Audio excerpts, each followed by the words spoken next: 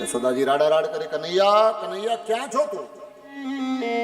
કનૈયો યમુનાના આરા ઉપર બેઠો તો એ માતાજીએ ત્યાં જઈને કીધું, અલ્યા શું કરે છે કાનો? એ કે માં, જો દીપ બહકર જો મેરે પાસ આए ઉनको કિનારે લગા રહા. ઘણા દીવડા તારતા હતા ને તો ઘણા દીવડા પાછા કિનારા ઉપર આવી જતા હતા. એ કિનારા ઉપર પાછા દીવડા આવતા હતા ને બધાને કનૈયો લઈને પાછા તારતો, પાછા તારવાનું કામ કરતો હતો. એટલે યશોદાએ કીધું, તું કેટલા ને તારીશ? આજે તો લાખો દીવડા યમુનાજીમાં વહેતા હશે, કનૈયા તું કેટલાને તારીશ?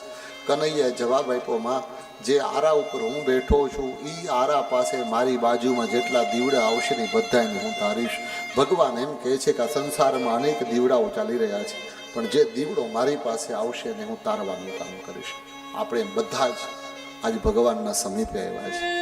આ ઠાકોરજીના સાનિધ્યમાં બધી જ જ્યોતો અહીંયા પહોંચી છે, ત્યારે એ આપણને તારવાની ગેરંટી આપે છે. આપણા તાપ, આપણી વ્યાધિ, આપણી ઉપાધિ, દુઃખ સંસારમાં કોને નથી? આ બધા જ દુઃખોમાંથી મુક્ત કરવાનું કામ પ્રભુ શ્રી કૃષ્ણ કરી રહ્યા છે.